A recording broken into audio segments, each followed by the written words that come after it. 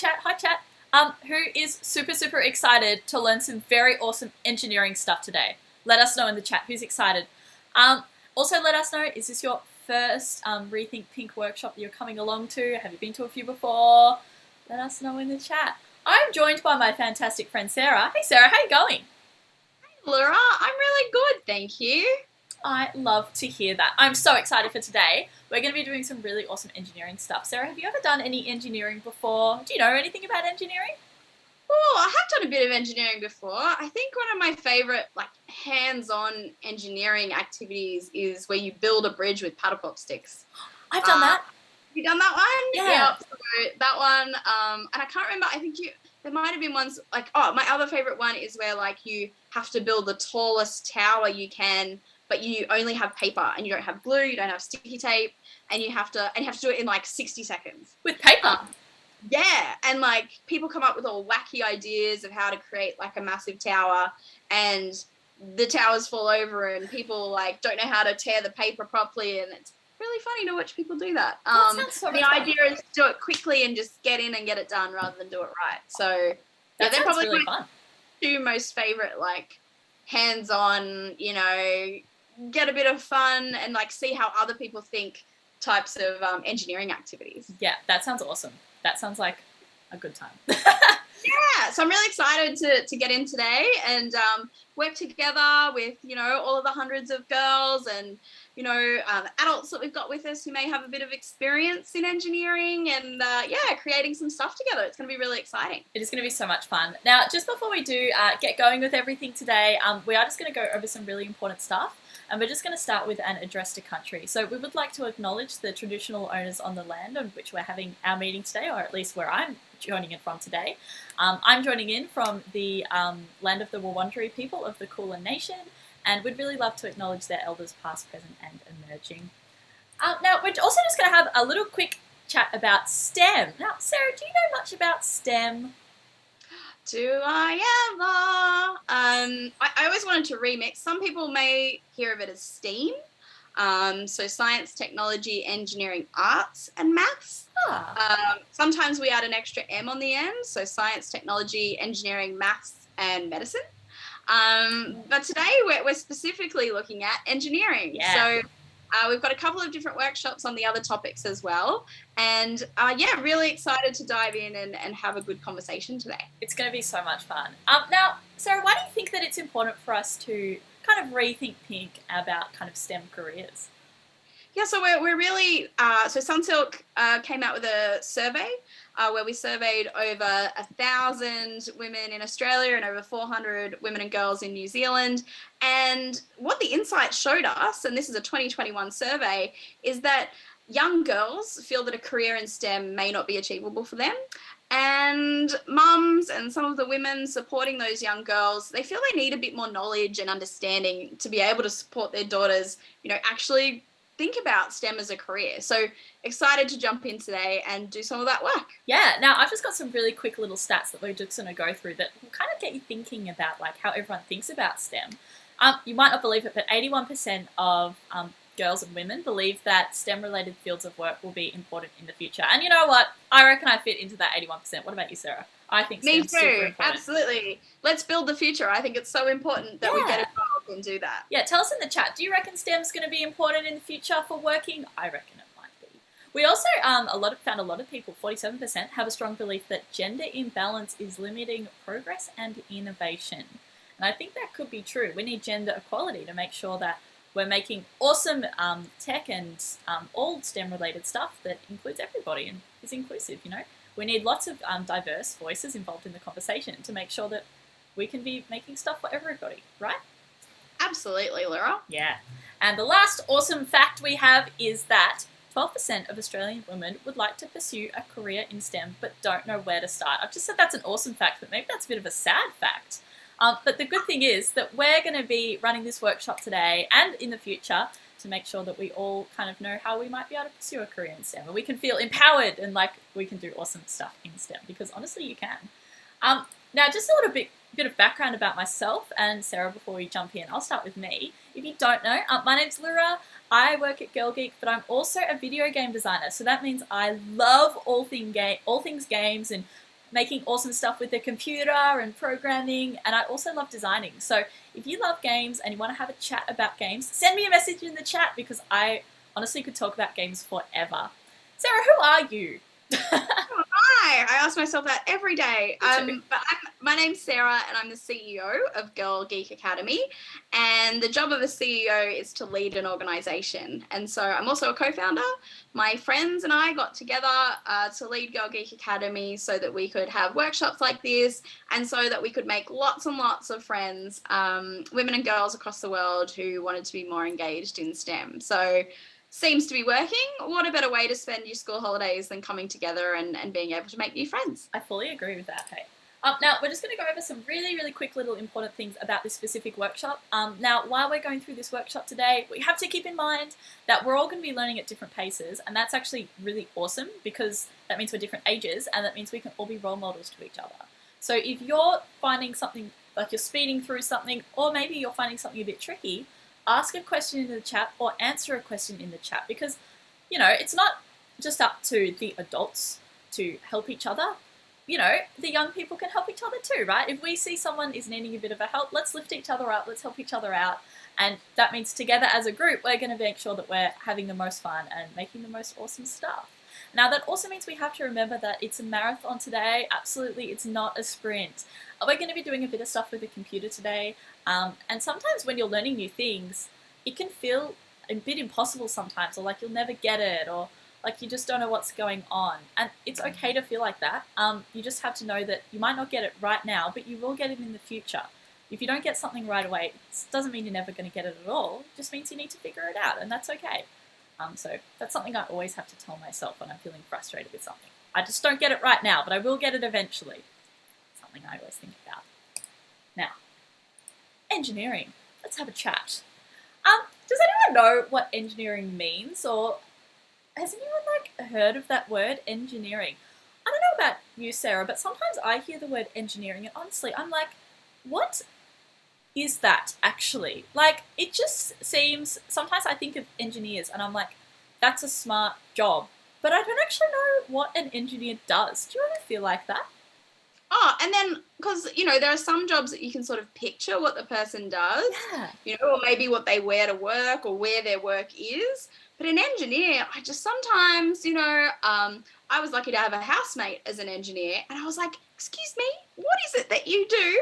And, you know, it was great. She used to go out to sites all across Australia and was involved in seeing how things were built. And that's, to me, what engineering is. So I was really lucky to have a woman housemate to teach me all about engineering and some of the things about her job. And she always had such a great time. Yeah. Like, honestly, good chat, good chats to have. Nice. It's interesting you say that because my housemate is also actually an engineer, and they do lots of awesome work with robots. So they love figuring out how robots work, and how circuits come together. So a bit of a different kind of engineering, but they still are definitely an engineer. So it means that basically engineering can be a lot of different things. It involves scientists, inventors, builders, and designers. And basically, engineering is the use of science and maths to create new things and solve problems. And there is obviously lots of different kinds of engineers.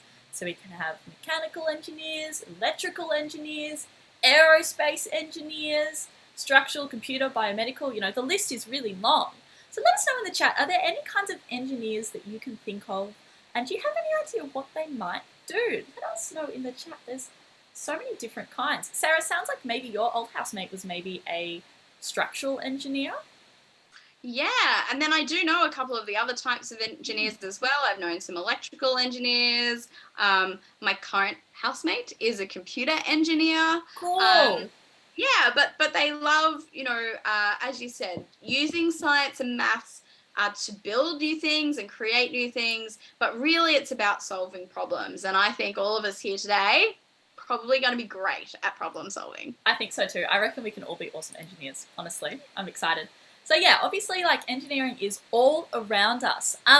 You know, because engineering is about solving problems, it means that there's so many everyday things around us that have been engineered to make sure that they work. So tell us in the chat, can you think of any everyday objects that you might have in your house even that might have been engineered, or maybe any everyday kind of things that you maybe walk across or that you see or you might use that an engineer might have been involved in making work. For me, I have a few things that an engineer has made work, but for me, one of the things I think, I cross a bridge every day on my little walks around. That's definitely been engineered. I think an engineer's definitely been involved in the creation of a bridge. What else might have been engineered? What else in the chat? Some things in your home. Science and maths to make something work. I have one for you, Laura. Oh, what is it? My brother is also an engineer. And he signs off to make sure that all of the bits of the plane are working so that the plane flies properly. That's so cool. That's awesome. So luckily they've all flown when he's checked them. Yeah. Good engineer. He's a good engineer. Wow. But yeah, so that's another type of, another thing that an engineer can do is check that the engineering is done properly. And, you cross-check other people's work. So it's not something that you do on your own. It's something that you can do together as part of a team. Awesome. Oh my gosh, that is so cool. Now, sometimes when we do a bit of engineering, we do it in tandem with 3D printing. Now, tell us in the chat if you've ever thought about 3D printing, maybe you've had a go at 3D printing. Engineering and 3D printing and 3D modeling go pretty hand in hand because they use something that we call rapid prototyping. So basically 3D modeling is the process of making mathematical models of kind of a surface or an object with your computer. And then we basically use rapid prototyping to kind of build a model or a draft version of an idea. And then we can make it on the computer or 3D print it to test our ideas, test our rapid prototypes, and see if our engineering ideas work pretty well. So a prototype is like a first draft of an idea. Yeah. So if I was like, I'm going to invent my own umbrella, right? Rather than going to the umbrella company and they'll say, well, if we're going to make an umbrella for you, we need a minimum of 200 umbrellas because we're not just going to make one. Yeah. If I only want to make one, what I can do is I can design my umbrella and then I can print the parts together on a 3D printer and I can just make one umbrella and then I can see if it works. And if I make a mistake, I've only made the mistake on one prototype, not the 200 that I was trying to order from the company. That's exactly right. And it's a little bit like also, do you remember how, Sarah, just before you were talking about how you made a tower out of paper? Yes. I would suggest that's probably a rapid prototype too, because you quickly built something and you had a bit of an idea of how you might build it, and then you tested it out by building it, and maybe it stayed standing up or maybe it fell down.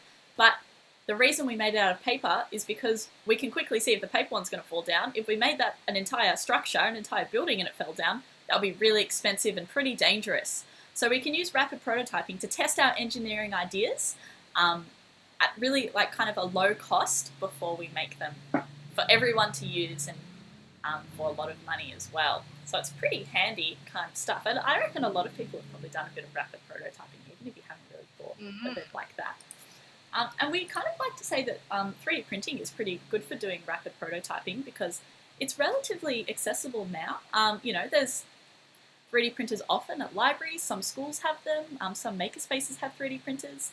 And its setup costs are kind of relatively cheap compared to some of the traditional rapid prototyping techniques that engineering has used in the past. So it's a really exciting and kind of new way to have a go at rapid prototyping, and that's why we're going to have a go at doing some 3D modeling and 3D printing today to test out some prototyping.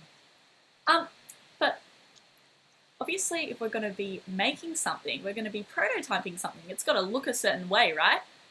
We have to think about how it's going to look. So often when we're 3D modeling, 3D printing, we have to do a bit of design thinking as well. It's not all maths and science, it is a little bit still, but we need to do a bit of design thinking. So before we kind of get making with a rapid prototype, let's do a bit of thinking about design. How does that sound? Let's have a think about design.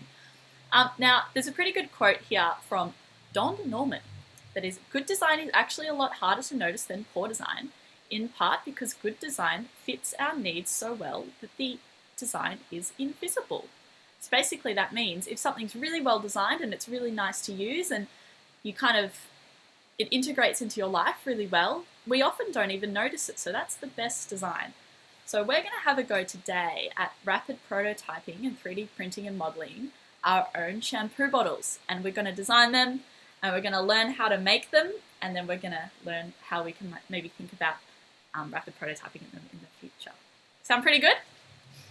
Sounds good to me, Laura. Let's get to it. Let's get to it. Okay, so let's have a quick think about design first, because the first one we're going to do is we're going to have a go at designing what our shampoo bottles are going to look like. Now, one of the things we have to think about is colour. Now, colour can often evoke emotion. Let us know in the chat, are there any colours that make you feel a certain way? We're kind of suggesting here on this little chart that we've got on the screen that yellow can make us feel happy, maybe blue can make us feel a bit sad, orange can make us feel interested. I didn't actually know that one, that's pretty fascinating. Yeah, is there any other colours that you can kind of think of that make you feel a certain way? And why you might put them on a certain thing? Like, why would you want to make a shampoo bottle that makes you interested, for example? Why would you want to make a shampoo bottle that makes you feel happy? Sarah, if you were going to design a shampoo bottle, what colour do you reckon you would choose? Oh, I mean, I'd love to do a rainbow one, but I think maybe the actual bottle would need to be one colour because it would probably be made out of plastic. And so you don't usually mix the plastics together into a rainbow. But maybe I could put a rainbow sticker on it.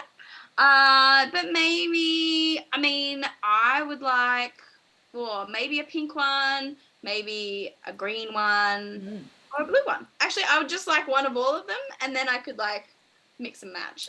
I like that idea. That's a good idea. Now, often we kind of say that when you have something stand out, it makes it more likely to remember it. It's this idea of one of these things is not like the other. So sometimes when we're designing things, we can design them to have one little standout feature, like maybe it's got a super tall bottle, or maybe it has a little handle on the shampoo bottle for some reason. You know, if you have a standout thing in your design, it can make it really memorable. Now, let's have a quick talk about shapes as well, because obviously our shampoo bottles have to be a certain shape. Now, just like colours, different shapes can also make us feel certain ways and have certain emotions, which I am very, very interested in. Actually, a lot of the reason I got into game design was because I was interested in designing video games that make us feel certain ways. So shape design for me is like the coolest thing ever. So often I find this very cool. Squares can make us feel kind of secure, and they have like a reliability associated with them. Which I actually agree with. I, for some reason, feel kind of safe looking at a square. Let us know in the chat, is there any other shapes that make you feel a certain way? It's kind of a tricky thing to think about. It's quite abstract. But have you noticed any shapes kind of tend to make you feel a certain way? Sarah, have you ever noticed that? Certain shapes make you feel a certain way? Yeah, I always think about like round table. I love round things. And like things that have round corners it makes me feel like they've like it's really generous.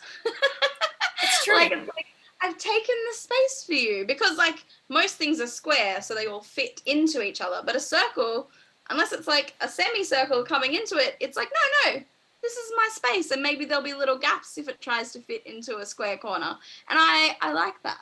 That's actually a really interesting point. Because often we kind of find that sharp edges can be threatening, and by extension, kind of curved edges can be kind of cute or non-threatening. So, for example, these pictures we've got on the screen here, the one on the right, that looks a bit scary, but it's just a picture, right? It looks a bit scary because, for one, it's got a freaky guy on it, but it also has a lot of sharp edges, lots of kind of 45-degree angles, whereas the picture on the left of these pusheen, that's pretty cute. I'm not feeling intimidated by that at all. I feel quite safe and like comfortable looking at that picture. So if you want to make maybe your shampoo bottle feel kind of secure or comforted, you can make it be a circle shape, which is pretty good. I think that's pretty interesting anyway. So yeah, as we said, today we're going to be engineering and creating our own shampoo bottles. And we're going to start with an initial design concept that we're going to make up. And then we're going to move on to making it kind of prototyping it into like a physical thing. As a kind of a way to rethink Pink, a shampoo bottle engineered solely by you, which I think is pretty exciting. So let's spend a little bit of time now designing a shampoo bottle. So I reckon everyone, if you want, grab some textures, grab some pens, and let's just spend 5 minutes having a go at drawing a design for our own shampoo bottle. Now, you can draw it on paper if you want. I'm going to be using my iPad because I am a tech lover, and naturally I have an iPad and I just do a lot of design on my iPad, but you can also use a computer program like Paint if you have that.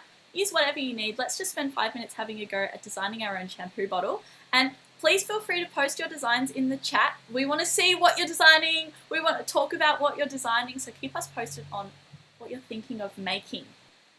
Okay, so I'm just having a think. We're only going to do this for 5 minutes, so I'm going to do a really quick little design.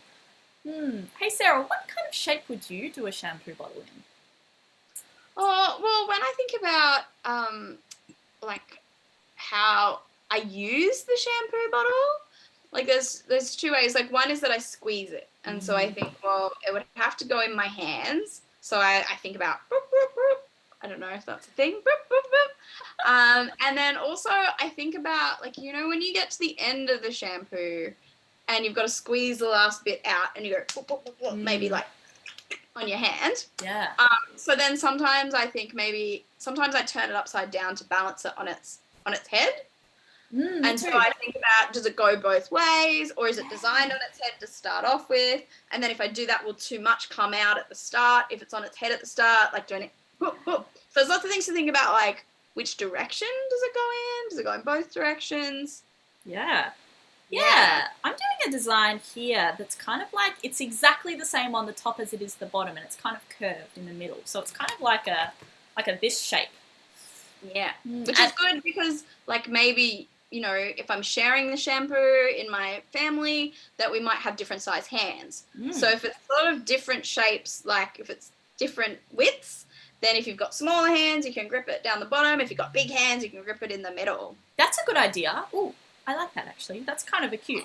I'm going to draw it from a top-down view as well, so I kind of know what it's going to look like from the side, what it's going to look like if I'm looking down at it, and maybe I'll draw what it looks like if you cut through the middle as well, if I'm feeling really fancy.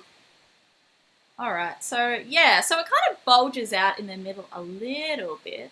I wonder what colour we should make it. That's a tricky question. Draw it. Do we have to decide at the start what colour it is? We can always change our mind.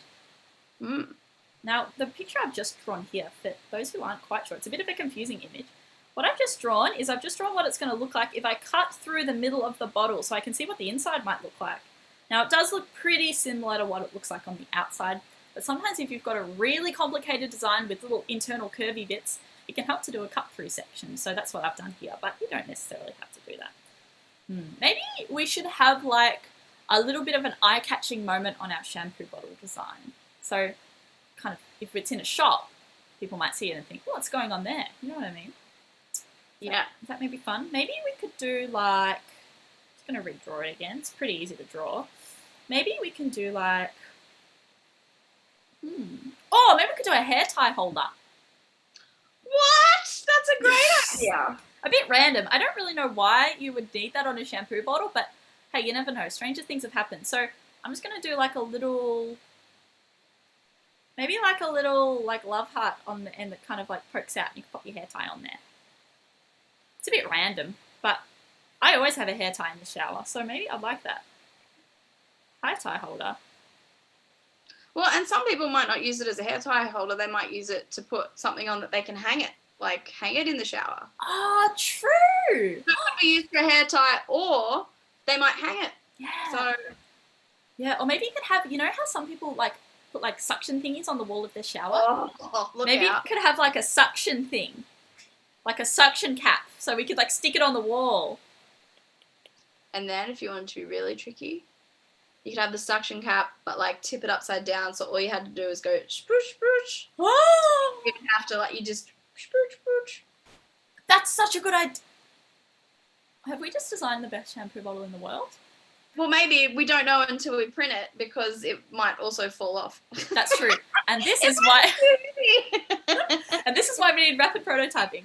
Nice. Okay, I reckon we should probably cut it there. But So that's a good couple of ideas, though. Yeah. Like, and this is why you prototype, because we come up with different ideas, and we might want to try one, and then we might want to try another one before we make our final decision. Exactly. And as I said, we might print it, and turns out it doesn't stick on the wall because it's too heavy, so we have to do it again or whatever. Maybe we'll find out we need lots of suction cups on the back, or maybe we just need a really huge one or something. These are things we must find out. So tell us in the chat, what were some of the priorities for you when you were designing your shampoo bottle? Were you worried about it fitting lots of shampoo maybe? Were you interested in making it, really caring about what colour it was, colour harmony? Or were you interested in something that's comfortable to hold in your hand? Or maybe something completely different? Let us know in the chat. What did you think was super important when you were designing your shampoo bottle? Now, if you're still going, I was going to say, if you're still going, you can still keep designing. Yep. We're going to talk about some more things for a little bit. But you can still keep drawing. So there's no need to rush if you're still thinking about it. Yeah. We're just going to move on because Laura happened to draw hers quite quickly. I was very speedy. Because believe it or not, I've done that a little bit myself. I do that for fun, quite a bit. Now, Sunsilk actually have to do this real process when they make their shampoo bottles. Like, this is what real companies and real designers do and engineers do on the regular. So obviously, Sunsilk have had a whole bunch of considerations they've had to go through when they're designing their shampoo bottles, like colour. Is it going to fit into the overall kind of scheme and theme of the brand? Is it going to stand out? It's that idea of, that one of that thing is not like the other. Shampoo bottles have to have a cap or a pump. So how thick is the kind of shampoo and conditioner? Is it easily going to come out of the little pumpy bit? Is it going to be easy to get the product out? Or will you have to kind of pump lots of times? Have you ever had those shampoo bottles where you kind of have to just go kind of crazy with it and it just takes forever to get anything out of the shampoo bottle? I have had that and it's really frustrating. I don't know if that's just me though. So that's a consideration. And then the bottle, we have to think about how much product can we put in it? Is it going to be really heavy if we pick it up? And how tall is it going to be? All things to think about. So, maybe in the chat, these are some of the things you thought about too. Maybe you're already thinking like a designer. Let us know. Now, there we go. Now, we are going to be using a program called Tinkercad to make our designs, our rapid prototypes today. So tell us in the chat, have you used Tinkercad before? Do you know what it is? It's okay if you haven't. We're going to be going through this we're total newbies at this. But if you have used Tinkercad before, you're welcome to kind of zoom ahead and make your awesome shampoo bottle if you're feeling super confident in the program as well. Because we understand we've all got different tech experiences here and that's fine. Now, we love Tinkercad because it's a beginner-friendly, totally free, all online 3D modeling app. And we can use it to get started with 3D modeling and printing with no experience needed at all. Now, we will need a free account to join. We're going to post a link in the chat now to make a free Tinkercad account if you haven't already. So make sure if you haven't got an account, follow that link and get started with an account, get yourself set up. We're still going to go through a little bit of chatting before we do jump into Tinkercad, but we just want to make sure that everyone's had a chance to sign up first. So make sure you jump into Tinkercad and make an account if you haven't already. Sarah, have you got a Tinkercad account before? Have you used Tinkercad before? Yeah, I have actually. What I like about Tinkercad is that other people share their designs sometimes as well. And so sometimes I'll say, I kind of like that, but maybe I want to change it a little bit. And so I like the idea of remixing someone else's ideas to make it my own. I love doing that too. I feel like that's a really awesome way to get some pretty cool designs, kind of new territories. Tell us in the chat if you've had a go at that because that is a very fun thing to do. Now, Tinkercad is really good for 3D printing. We can kind of make awesome little scenes or objects or whatever we want to make. Here's an example of some furniture that's being designed, engineered on Tinkercad and then printed and painted. So these people have painted their furniture. Look how cute it is. They've made a whole little bedroom for their little buddies. I think it's so cute. I actually really want that. And I think I would actually like to try and make that one day. So maybe that's a school holiday project for me, maybe. Looks pretty fun. And here's a different thing that's been made on Tinkercad. This is made by one of our Girl Geek Academy team members. And she made this working keyboard. It actually works. And she designed and 3D printed that using Tinkercad. And then she's put a little circuit in it. I don't actually know what circuit she used, but she has put a little circuit board in there, and it actually works as a mini keyboard. So that's also some of the awesome stuff you can do with Tinkercad if you do feel like doing a bit of electrical engineering. It's very, very cool. I think that's awesome. And I've used that keyboard, and let me tell you, it works really well. And it feels very clicky to use as well. It's like the coolest thing ever. She's so talented. Now, obviously, big companies have to go through the process of drawing up a design, making a 3D model of it, 3D printing it, seeing if it works, and then doing a little mock-up of what it might look like. That means like a bit of a drawing, and then finally putting it on the shelves. And Tony and Guy, who are kind of on the portfolio of Unilever, who are a friend of Sunsilk, they go through this process with their shampoo bottles. So here's an example. Obviously, you can see they've started with a design. This one's what we call a technical drawing because they've got dimensions or like sizes of all the different bits. They've then made a little 3D model of it, and then they've printed it off. You can see the printed off one's all white. They've just printed it in white plastic just so they can get an idea of the shape and if they like to hold it in their hand and all that stuff, if they think it looks cool. They've put the cap on there, and then they've drawn up a little kind of a render or a drawing of what it might look like on the shop shelf.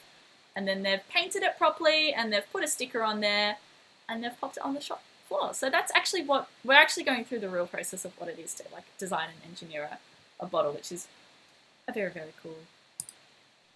Now, first things first, let's actually have a go at making something in Tinkercad first.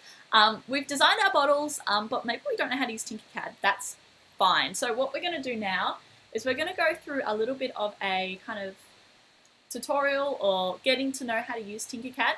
It's okay if it's the first time you're using it. Like, these are totally beginner-friendly steps, and you're welcome to go at your own pace. We're going to be going through it on screen, so go through at your own pace. Tell us in the chat if you're having any questions or you're struggling with anything, and we can go through it together. But I'm going to have a go at it now. I've logged into my Tinkercad account, and here it is. And we can see here, this is the little link that I've opened, and let's say learn how to tinker. And we can see there's a whole bunch of kind of different lessons here. They're called starters. So what we're going to do is we're just going to go see all starters. We're going to click on it. It's going to load. My internet's a little bit slow today. It's kind of annoying, but anyway. So yeah, we're just going to go through all these kind of starter tutorials at our own pace. We can see they've loaded up for me here.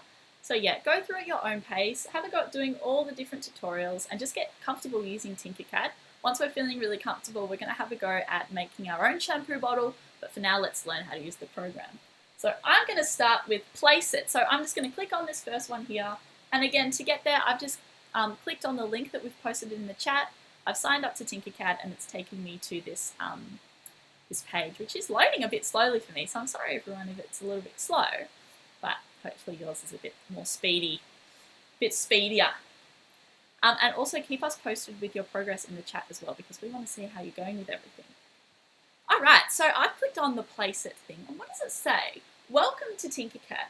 We are excited to have you with us. Thank you, I'm excited too. Tinkercad is used to build all types of creations by adding or removing shapes from the design workspace. Let's add a shape to the workspace now. And remember, chat, just go at your own pace here. I'm going to go at a certain pace. You're welcome to zoom ahead or go however fast you need. Okay, so see the orange shape in the work plane. Can you see that one, Sarah? It's in my work plane. I can see something called work plane on the bottom here. It's in blue. This is a hint. Hints help guide you as you get started. Find the box shape in the shapes panel on the right side of the screen. Okay, so I'm looking on my screen, and I'm seeing something that looks like there's a bunch of shapes on the right-hand side here. I'm guessing this is a shapes panel. Do you reckon that could be right, Sarah? I reckon I can see like a cone, a sphere, some other shapes that maybe I don't even know what the names of them are. I can see a cube. Yeah, some fun stuff. But I'm sure if you hover over them, does it give you a name for the shape? It does. So I'm currently hovering over a polygon. I've got, what's this one? A cone. What is this? Oh, the shape is called scribble. That's cute. Adorable. So I'm looking for a box. So I reckon that could be a box. It looks like it says it's a box. So I'm going to left click and drag the box shape into the hint on the workspace. So I'm going to left click with my mouse, drag. Oh! It's popped up into the workspace and it's kind of hovering over where my mouse is. And I'm just going to drop it onto the hint, just like that. And I'm going to see what happens if I let go. Whoop. Whoop. Whoop. Whoop. Okay, I've got it in there. I think I've done all the instructions, so I'm going to hit next to the next step. And again, if you missed that, everyone, I looked on my right-hand side here at all the different shapes. I found the box, and then I left-clicked and just dragged it onto the little kind of blue grid, the work plane. So I'm going to hit next. Yay! We did it. That wasn't so bad. It was like a 3D puzzle, Laura. It is a bit, isn't it? Oh, that's a fun way to Cool. think of it. Oh. Right, should we go to the next one? I reckon. Let's get into it. Let's do it. Okay, continue. We're going to go on to view it. All right. And again, go at your own pace here. We are going at a pace that we feel comfortable with. So yes. And with these awesome 3D modelling skills we are learning, we are going to just make the most amazing shampoo bottles with these skills. I'll tell you what. Tell us in the chat, what exercise are you up to? What? Now see, I've actually done a few of these before because I find Tinkercad really fun, so I've actually done them. But I'm going to redo them. Okay, so what's this? View it. Oh, looks like it has to have a think, have a bit of a load. Probably because I reset it. I said, I want to do it again. All right. What does it say? What does it say? While creating designs, it helps to see your shapes from all sides because it's like a 3D puzzle. The view cube located at the top left of Tinkercad will help you look around. Let's learn how you can change your view. Now, Sarah, where it says it's located at the top left of Tinkercad, we're looking for something called a view cube. Can you see anything there that you might think, that looks like a view cube? On there. Well, I see like the shapes on the right-hand side, and there is a cube in there, but I don't think that it's that. And then on the left-hand side, so if I see the word work plane and I go up, it looks like something that kind of looks like something I could flip around and play with. Is that this one here? I'm kind of, actually it's a bit hard to see. Yes. Now I can see you. Yeah. Now I can see you. Yeah, try clicking on areas of the view cube to rotate the design. Okay, so I don't know what any of this does. Sometimes with tech, we don't know what it does. We just have a play and figure it out. Just press the button. Let's see what happens if I click top.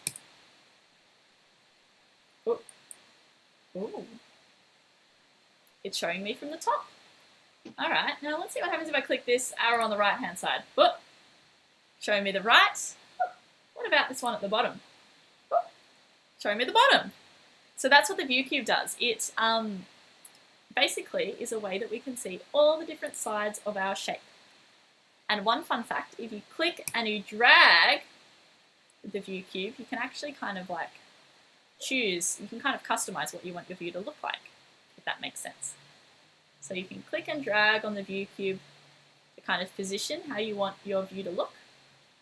Or you can click on the top or the back to just see kind of like a 2D view, if that makes sense. So I love the view cube. I think it's pretty awesome. That's how you use it. Let us know in the chat. Have you managed to figure out how to use the view cube? Oh, we can also zoom. All right. From time to time, it helps to take a closer look at your design. Practice zooming in and out.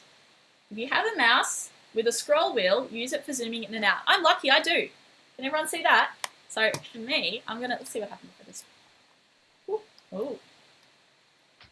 Bit of zooming in and out there. So I can scroll in and out with my mouse wheel to zoom in and out. If you use a touchpad, you will zoom using the gesture that you normally use in other apps when you want to zoom. So that means if you're maybe on an iPad or if you are using a laptop with like a touchpad, I am using a MacBook. So I can also go like this, bloop, bloop, bloop, bloop, and that will help me zoom in and out. So I'll do it here. Oh, there we go. You can see that's how it looks like when I use my touchpad. I'm not using my mouse yet. So there we go. That's how you zoom in and out. Let us know in the chat. Have you managed to zoom in and out? Oh, okay. There's another thing. You have seen how to rotate using the view cube. This time, let's try by only using your mouse or touchpad. Oh, okay. So we can rotate using the mouse and touchpad too. Press and hold the right mouse button while moving your mouse to practice rotating your view of your design. Okay, so if you're using a mouse with a scrolly wheel, whoop, just scrolled. If you click on the right mouse thing, for me it's that one there, that's the right hand side for me. Click and Oh, you can rotate just by that. So that's pretty handy. If you don't want to use the view cube, you can click and drag while you're holding down the right mouse button to rotate around. And if you're using a touchpad or touchpad on a laptop, you can either press Control and left click while dragging, or simply right click and drag if you have a touchpad set for accepting right clicks. So if your touchpad doesn't have like a right click, left click thing, you can click Control and drag while clicking. That works. And if your touchpad has a right click, mine doesn't, so I have to click Control and drag to look around. It's like this. Let us know in the chat. Have you managed to do that? Have you managed to figure out how to rotate your view? If you're finding it a bit tricky to rotate your view using your mouse, remember you can always just use the view cube. That's fine too. It doesn't really matter. Whatever you're comfortable with. And there we go. Just like that. Done. I love learning how to drive. It's so fun. It is. It's a bit like learning how to drive, isn't it? It is. It is. Okay, let's have a go at learning how to move stuff now, because this is an important one to know. For obvious reasons. And remember, if you are kind of zooming through this, that is totally fine. You can go at your own pace. And if you are, finding it really, really quick and you're kind of already finished, let us know in the chat, because we can actually share the next activity with you. You're welcome to start having a go at it now if you are a bit of a Tinkercad pro. But for everyone else, we're just going to go through this activity.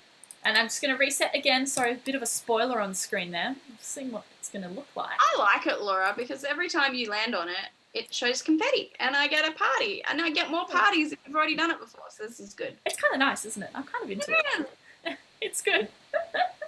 I like it. And it matches the confetti and the stuff we've got down the bottom. So oh my gosh.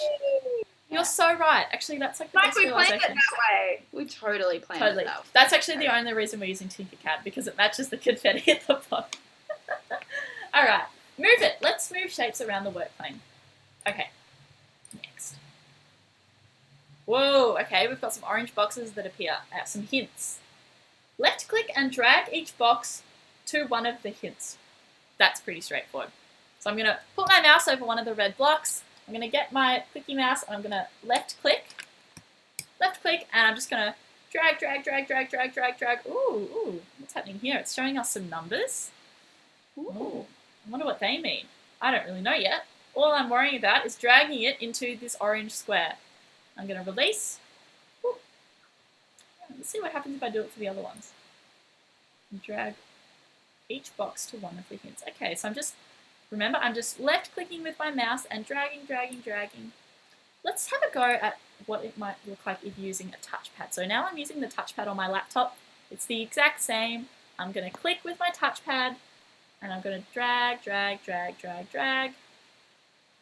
and release. And I'll do it again with my touchpad. Just click or hover over it, click with your touchpad, and then drag. So I'm holding down with one finger, and I'm dragging with a different finger. I'm just using one hand. So just bloop, like that. And there we go. I've got them all in the right spot. Let's see what happens if I go next. Oh, we can go up and down. I like the sound of this. Okay, now that you've mastered the basics of moving around the work plane, let's try moving a shape vertically. When you move a shape up or down, you're moving it along the Z axis. Interesting. Select a box shape to highlight it. All right, I'll do that. Click and hold the arrow icon on the top of the selected shape to lift it off the work plane and into the hints. Okay, I'm finding this a little bit hard to see. So what I'm going to do is I'm going to zoom out a little bit, and then I'm going to just rotate down a little bit so it's a bit easier for me to see. I might zoom in a little bit. Now, I've clicked on my box here, and I want to drag it into the hint. So all I'm going to do is, can everyone see this little arrow? I'm just going to hover over it again. Let me know. Sarah, can you see that little arrow there? Yeah, it's a bit small, but I can just make it out. It's a little bit small. Is it sort of above the red box and in the orange box? Yeah. So I'm going to click on it, and I'm just going to drag up. Oh, I see. So there we go. And now I've got that. So what I did, everyone, is the original view was like a bit like that. What I did was I just used my view cube skills to just rotate it so I could kind of see the box from a bit more of a side-on view. And I click on a box, find the little up arrow and click on it and just go drag up, drag up, drag up, drag up into the orange box shape. Oh, I'm not very good aim. Okay, there we go. I'm going to zoom in on this one. Oh, I always forget which way zoom in is. Zoom in, zoom in. Alright, I'm going to click on it and I'm going to find my little up arrow. It's there. It's a little bit hard to see, but it's there. I'm going to drag it up, drag it up, drag it up, drag it up. Let us know in the chat how you're going with this. And I want to see my other box. I know it's hidden off to the side, so I'm going to rotate with my view cube. Click on it. Got to find my little arrow. Oh, my arrow's pointing down this time. Let's see what happens. I can still go upwards. Did you see that? So sometimes if you click on it, you might find the arrow is going down instead of up. That's okay. We just need an arrow that's either pointing up or down. So again, I can click on it and just drag up like that. So there we go. Let's see how we go. I've got them all in there. I'll zoom out. Whoop. Zooming out by scrolling in and out, and then I'm going to use my view cube. They look pretty good. Let's see what happens if I click next. Yay! Confetti! Woo! Nice. And because we were zoomed out, it was like a baby confetti. It's cute. Yeah, I thought the confetti would kind of scale, but it's it's like cute, isn't tiny, it? Like a little party popper instead of it. a big party. I love it. Okay, I reckon let's have a go at one more of these on screen here because I want to have a go at actually making a shampoo bottle. But if you are still going through these, that's fine. We're just all going to go at our own pace. You're welcome to go through all these activities at your own pace. We're going to be posting the link to the shampoo bottle activity anyway, so just go at your own pace. We're going to do one more on screen right now, but don't stress if you've still got a few more to go, or if you're finished and maybe you've zoomed ahead, that's pretty cool too. Alright, what is the next lesson? I think it said it's rotate it. Rotate it, that's a good one to know. Rotate it. And also, if you are worried that maybe you've maybe missed a few steps, we actually go through them in the next bit anyway. We're going to be going through them on screen anyway, so. Oh, confetti. Oh, confetti, yum, okay. I'm going to hit the reset button. That's so cute. I wonder how long the confetti goes for. Probably doesn't stop, probably just. Someone should time it. Someone should time it. Let us know. I want to know. I'm curious. I love Tinkercad. Let us know in the chat. Are you having fun with Tinkercad? Is it the first time you've used it? And what do you think might be a cool thing you can make with it? Apart from a shampoo bottle, obviously, because we're going to be doing that. But I love Tinkercad. You can use it for a lot of cool things. Okay, so we have got, looks like a couple boxes and then some hints, but the hints look a bit different to the boxes. So what's it saying? Let's rotate shapes in the work plane. Next. Rotate, brackets, spin, each of the box shapes to match the hint. Let's get started. Okay. Select a box by left-clicking on the shape. Alright. I've left-clicked on the box on the left. This will enable the shape handles. Whoa, okay. Rotate your view to get the best view of the curved rotation angles. That's really confusing. Basically what that means is, can everyone see? I'm going to zoom in a little bit. I can never remember which way to zoom. Okay, can everyone see when I'm looking at my box here? When I zoom in, Sarah, can you see those little kind of, they look like arrows that are kind of doing a bit of a hooky? Yeah, it's a different shape to what we looked at before, but Yeah. it's And when kind of like a compass, Yeah. like a protractor. Yeah. When you hover over them, they give you kind of like a compass kind of situation going on. And what we can do is we can kind of click and drag with these to make it rotate. Can you see what I was doing there? So I'll just do it again in case anyone missed that. But basically, I clicked on my box. I found the little kind of hooky, turny arrow. I clicked on it. Click and hold, and you can see it kind of rotates around. And I want it to be matching my hint, so I'm going to leave it like that. I'm going to release, and click away. And, interesting, it's done that. How did that happen, actually? Anyway, I feel like it should have made two, but whatever. We're going to leave it and we'll see what happens. Let's go have a look at the next one. So this one we rotated kind of this way, but this one we need to rotate from the top. So what I'm going to do is I'm going to use my view cube and change the view a little bit so I can see it from the top. I'm going to click on my little box, find my little hooky arrow, And again, I'm just going to click and hold to rotate it around. Oh, looks pretty good. And I'm going to click away. Got a bit of a star shape happening here. By the way, if anyone's wondering how I'm like moving around my work plane, I'm finding my mouse and I'm holding down on the scrolling button. If you click and hold the scrolly button, you can actually move around. You don't have to do this really. You can actually just zoom in. You can zoom in and out to kind of get around. But yeah, clicking and holding with the scrolly button. That's how I do it. It's pretty common to accidentally scroll too far and then be like, oh, where am I? And then you've got to go back the other way to find yourself again. So don't worry, if you get lost like that, it happens all the time. It does. All right, and for this last one, I think I maybe need a side-on view to see my little rotating handle. So again, I'm going to use my view cube. Oh, there we go. All right. I'm going to click on this, looking for my little hooky arrow. There it is. And I'm going to rotate. Nice. Click away. We'll see if I've done the right thing. I'm confused that I have multiple boxes. Okay, it seemed to like that, so that's good. Awesome. All right, and just like that, we've had a little bit of a go at using Tinkercad. Now, we're going to go on to the next step now, but if you want to have a go at keeping on with this exercise, that's totally fine. We're all totally welcome to go at our own pace with this. So feel free to keep going through those lessons if you want, but we're going to go on to the next bit because I want to have a go at making a shampoo bottle. I think that sounds good. And I think maybe a few of us might be ready to go on to the next bit too. So what we're going to do now is we're going to have a go at making a container for our shampoo bottle. So obviously with the shampoo bottle, we've got the little pump at the top and then we've got a little container. So we're going to have a go at making the container bit because obviously it needs to have an outside bit, but it also needs to have a hollowed inside bit. And we're even going to go as far as making a little kind of screw cap so we're able to screw the lid on and off. So that's what we're going to have a go at doing now. We're really going to have a go at learning how to make the base or the body of our shampoo bottle. So there's a whole bunch of different designs obviously that we can do when we're making up our shampoo bottle. The one we're going to have a go at doing today is we're going to have a go at making this bottle with a screw top lid, and it's going to really work. So we'll actually be able to screw on and off the lid, so it's going to be really awesome. Now, we're going to be going through this at our own pace, but there is a very awesome tutorial online that we're going to post a link to in the chat. It's a video tutorial, but it doesn't have any sound, so you're welcome to kind of have that going in the background and use that as a reference if you want to go as fast or as slow as you want, and then you can keep listening to us as well. So we're going to post a link to that YouTube video tutorial.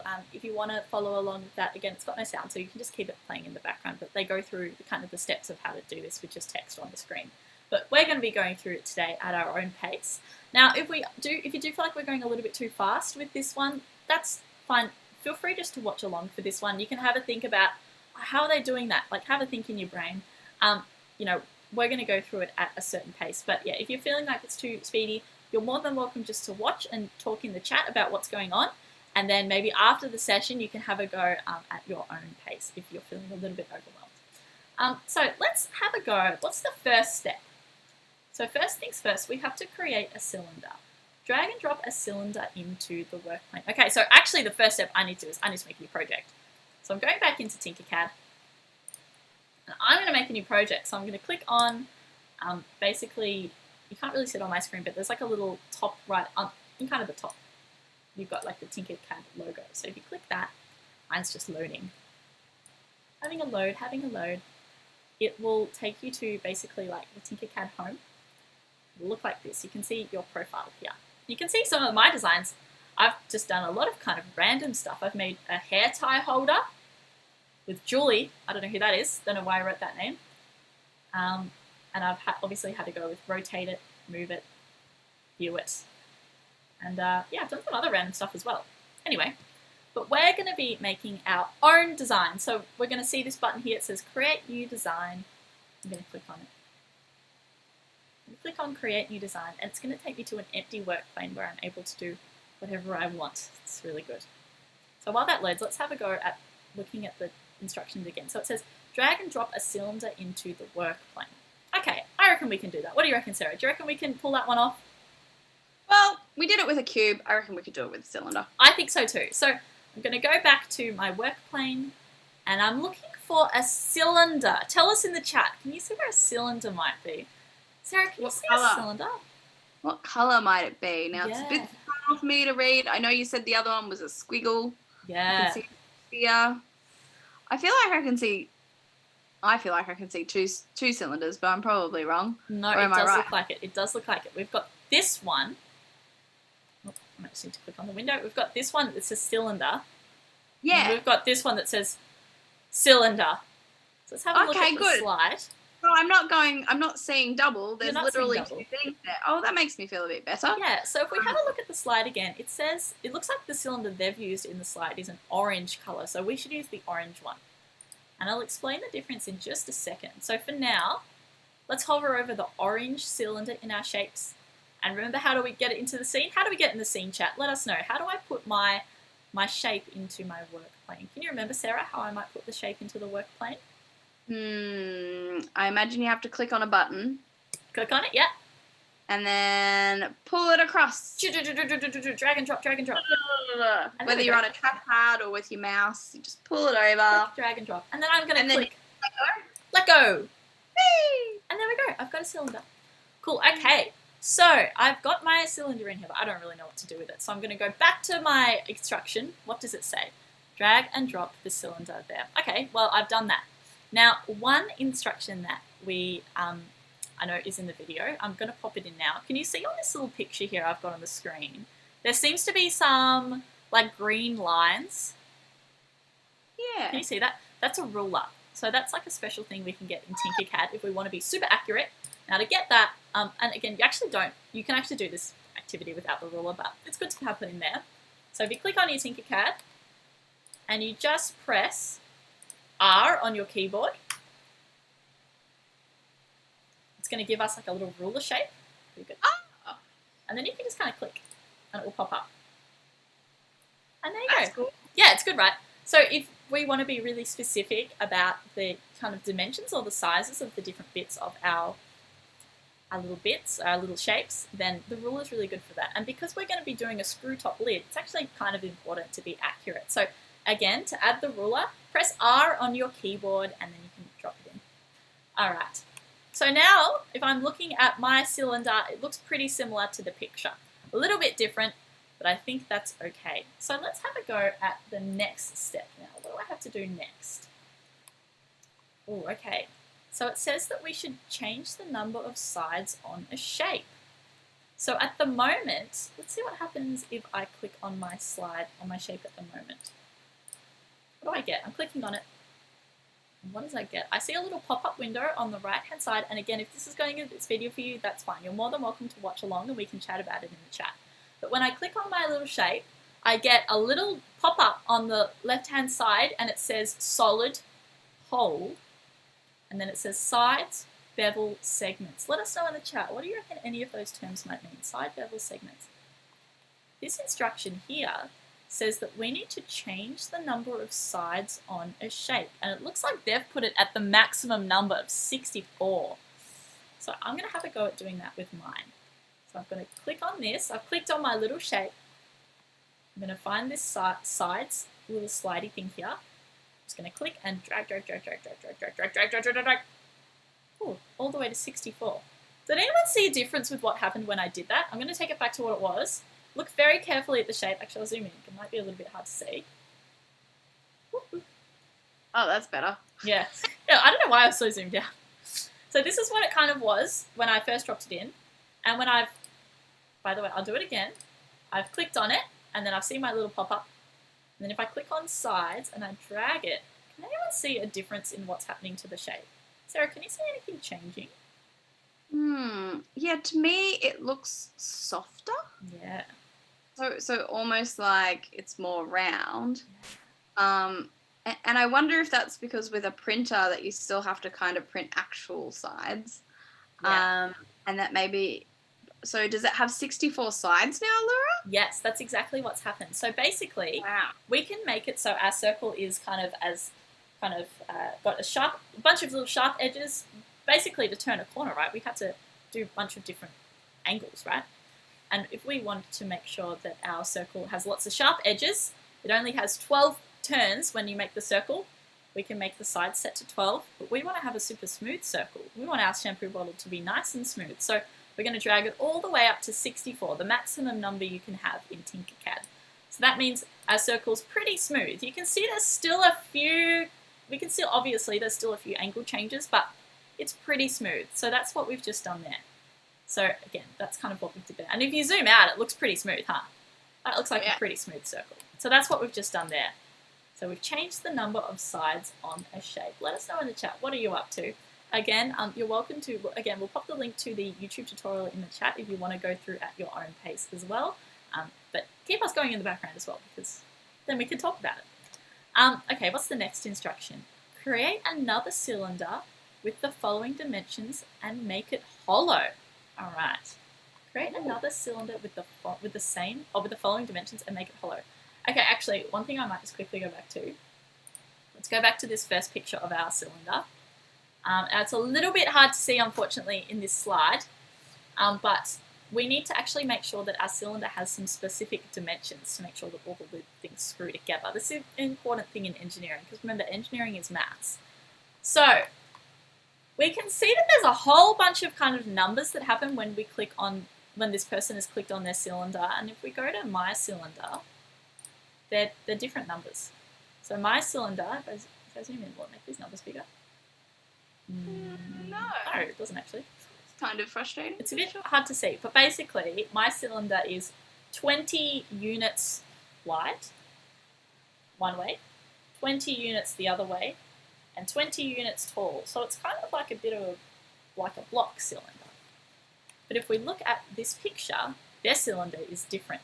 Their cylinder, and I'll read the numbers to you because it's a little bit hard to see, is 22 units long, 22 units wide, and 15 units tall. So I'm going to have to change the size of some of my cylinder. That's pretty easy to do.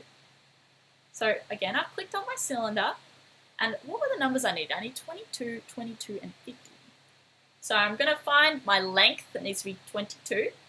I'm going to hover over this number that says 20. I'm going to click once, and it's going to let me change the numbers. So I'm just going to write 22. Whoa, and it got a bit wider. Did anyone see that? So I'm going to do that again. So again, I'm going to find this 22 on the left-hand side, click it, I'm going to write 22. Whoop, and it got a bit taller. Now, what's the last number I needed? And I do realize, again, this is a little bit hard to see, so we'll post these numbers in the chat for you. But it needs to be 15 tall. Okay, so I'm going to find my little upwards, up and down arrow. I'm going to click on it, click on the number. I'm going to write 15. Whoop, and it got shorter. There we go. So if I zoom out now, it looks a bit more of a similar shape to that. Does that look like the same shape? It's in a different position, but it looks kind of like the same shape, don't you reckon? You see that? I reckon it looks pretty similar. I'm going to move it a bit so maybe it looks a bit more like the picture. But I reckon I've done a pretty similar job so far. What do you think? Looks pretty good. Can you see that, Sarah? Do you reckon it looks kind of good? Yeah. Nice. Yep. All right. Okay, so now I've got the right dimensions, the right size. So let's go to maybe the next instruction then, step 2, which was create another cylinder. So create another cylinder with the following dimensions, size, and make it hollow. Okay, so first things first, I need to pop a cylinder into my scene. Now, if we have a look at my cylinder, remember before, Sarah, when we were having a look for cylinders and we found two? We found one that's orange and we found one that's kind of striped. Yeah. The striped one is actually a hollow cylinder, which basically means it's a hole. So it'll, if we kind of join it with a solid thing, it's going to make a little cutout for us.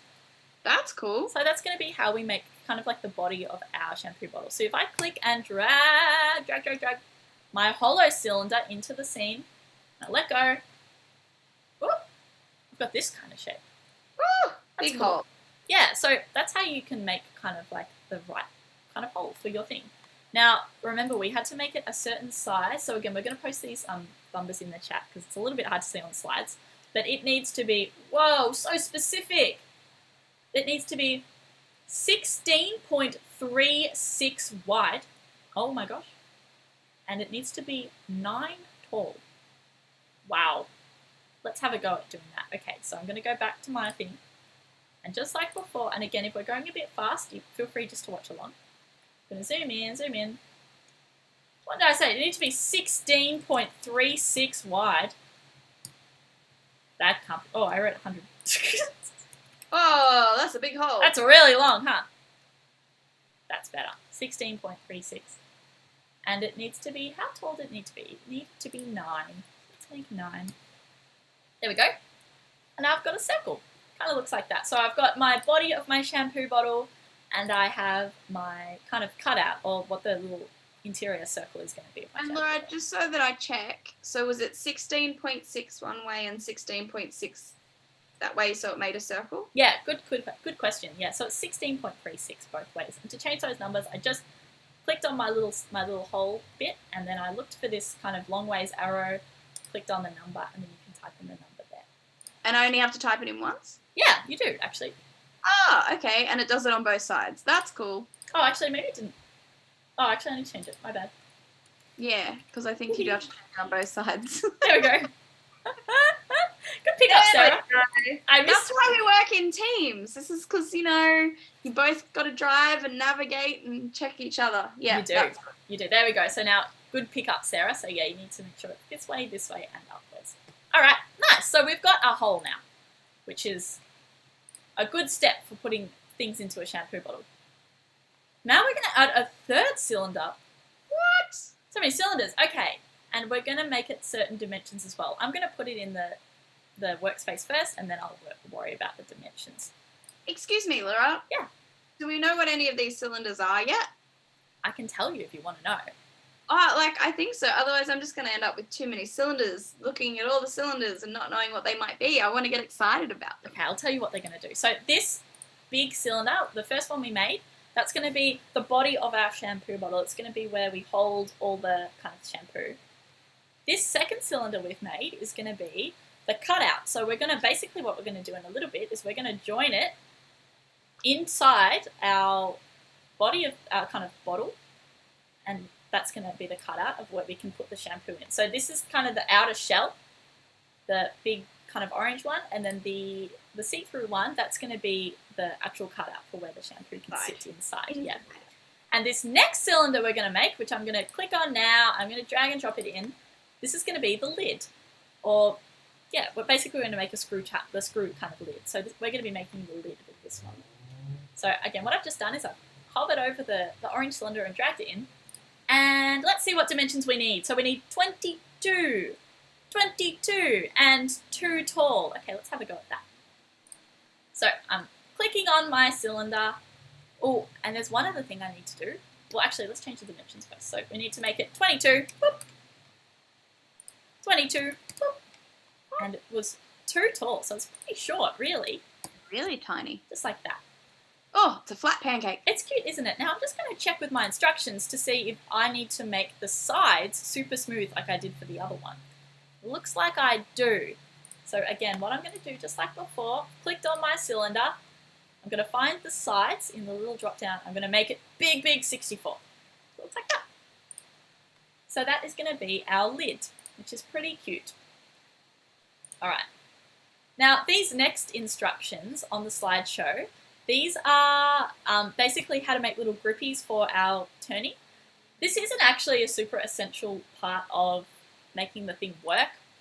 Just so in the interest of time, we're probably going to skip over them, but if you do want to have a go, basically we're going to be making a shape like this so you can grip the lid. But yeah, we're going to skip over it, but if you do want to have a go at that, they go through it in the YouTube video, so you're welcome to follow along with that after class and have a go at making kind of grippies for your lid. Alright, so let's go through to step 6. We're going to make the screw kind of so you can screw the lid on and off. This is very cool. I get very excited by this bit. So what we need to do is we need to change components to featured shape generators and drag and drop an isometric thread shape to the workspace. I don't know what that means, but let's have a go. So what the first thing I think I need to do is I need to change the shape. Now this is something we haven't had a go at doing yet, so it's pretty exciting. Mm-hmm. So we can see on the shapes on the left-hand side here, we've kind of got a few, but we don't have heaps, you know what I mean? I click the little drop down. There's a whole bunch of different options, and these all are kind of default shapes you can pop in. So we can make stuff that's electronics, vehicles, creatures, and what was the one we were looking for? We were looking for featured shape generators. I think it's actually going to be in hard. Oh, shape generators. Here we go. Maybe it's in this one. I think maybe this tutorial might be a bit old, but here we go. So basically what I did was I clicked on this little drop down and I found shape generators. And if we can look here, can anyone see something that looks a bit like a screw? Can you see something that looks like a screw, Sarah? Oh, I think so. So maybe this one here. Yeah, that looks pretty good to me. Isometric thread. Ooh. Isometric thread. I like that it has thread on it because a screw has a thread for it to thread in. Exactly. Yeah, that works for me. Exactly. So I'm going to click and drag it in. Oh, and I get this kind of shape. Hey, it looks like a springy. It looks like a springy, doesn't it? Yeah. Let us know in the chat. Have you managed to find the isometric thread? Are you up to this step? Let us know how you're going. Okay, what was the next bit of my instructions? Okay, we've got our isometric thread in there. It's pretty good, pretty good. All right, what's the next bit? Oh, okay, so we're going to have to give it specific dimensions as well. And again, it is a little bit hard to see, so we'll post these numbers in the chat, don't worry. But basically, it looks like I need to make it 20 long. So I'm going to do that first. It looks like there's a whole bunch of different ones, so I'm going to make it kind of easy for myself. I'm going to go by one. So 20. Oh, it got a bit wider. Awesome. What else did I need? 20 long. I needed it to be 5.01 tall. Can you believe how specific that is? 5.01. Wow, that's engineering at its finest, right? You have to be pretty specific with the maths. All right, so I'm going to find the up and downy bit and make this 5.01. Oh, okay, kind of squished. It's cute. So I've got my little springy. Pretty cute. And my numbers are, I click on it, 20, 20, and 5.01 tall. All right, what's the next instruction? Let's find out. Okay, then we need to, now before we hollow out the bottle, so before we make the bottle kind of have an inside, we can put the shampoo in, we want to add the screw thread as a hollow object too. So basically that means that if you think about how you look inside a shampoo bottle, you know how we've got the outer shell, and then we've got the little bit inside where we put all the shampoo, and then there's also little cutouts inside the shampoo bottle that let you screw something in. Do you know have you ever thought about that, Sarah? How there's kind of like threads or, yeah, kind of screw things in the shampoo so you can screw the lid in? Yeah, so sometimes you screw a lid in and then sometimes you sort of screw it on. So I'll be interested to know which one, like, is the thread on the inside or is the thread on the outside? So are we putting the lid on or are we putting the lid in? Yes, good question. Design. So we'll know that soon. Good question. So what we're going to do here is we're going to add the screw thread as a hollow object too. So to do that, we need to copy the screw thread shape and move it to just above the hollow cylinder, like so. So I'm going to speed through this just because we don't want to run out of time. But basically what we're going to do is I am going to go to this and I'm going to click on my little, my screw, my awesome little screw. And I'm going to, control copy, control paste. So that's control C, control V. That's how you copy and paste on a computer. Control C, control V. And I've got a copy of my little screw, so that's pretty cool. And I need to make it a hole, so what I'm going to do is I'm going to go over to the right-hand side where I've got my little kind of scales, my little slideys, and I'm going to click hole. And now it's a hollow thing. I love it. Yeah, so that's how you do that bit. All right, let's have a go to the next one. We're going to kind of go a bit speedy, but remember you can go at your own pace, and you can keep working on it after the workshop too. All right, so align the 2 cylinders and hollow screw thread. Select the two cylinder and hollow screw thread and then use the align tool. Click on the circle in the bottom middle to align them like so. So the align tool is pretty cool. I'm going to zoom out. Zoom out. Actually, I'm going to bring this up a little bit so it's kind of like that. All right. So I'm going to. What did it say I had to do first? It said I had to align the 2 cylinders and the hollow screw thread. Okay, so I'm going to basically click and kind of select all these, and this is going to be quick, but again, you can go through it at your own pace. So I've kind of just made like a little selection box like that, and it selected my hollow screw thread, my hollow cylinder, and my first cylinder I made. And then if you go to the kind of top right-hand corner here, you can see there's this thing that says align. Oh, you can't see it on the screen, but it's just above where it says shapes. There's a little kind of, actually we've posted a photo in the little slide, so you can see it kind of looks like that on the left-hand side there. Yeah. Yeah, so you click on that, and it will give you, whoa, some dots that look like this. Woo. And then if we follow the picture, we want to click this middle one here, and it will align them in the middle, and this middle one here. So now they're all kind of joined together like this. Oh. You see that? They're all kind of suctioned into each other like that. They kind of like stacked them. Yeah, pretty much. Awesome. Oh, I think I might have messed that up a little bit though, because I think, can you see on the, I'll show you on the slide, you can see that the top bit kind of pokes out the top. Yeah, I think maybe we have them all sitting flat on the floor and we've pulled them together, but we need to lift them into their right level and then pull them together. I think that's the right call. One's like the lid, didn't you say? Yeah, that looks right. We've got to, they're all sitting on the floor, but we've got to make sure that the middle actually is up a little bit so that we've got a bottom of the shampoo, and then the lid bit needs to go on the top. That's true. So that's what we're going to do now. So I'm just dragging them all up, kind of make sure that they'll pop out the top. I'm glad we learned how to drag in the tutorial. It's good, isn't it? We like dragging. All right, cool. I reckon that's probably better. So I've just dragged everything up a little bit, and again, if it feels like we're speeding, it's all right. We'll go through it. You can watch the YouTube video. We go through it. I'm going to align them in the middle and on the top. That's better. Suction. That looks like a hole. And now we've got like a kind of a lid. And now the next bit we're going to do is we are going to be doing a similar thing with, we're going to actually first make them a group. So we're going to go back to our thing. And then we're going to highlight them. And then if we go to the top, there's a thing that's called group right next to where the align tool is. You click group.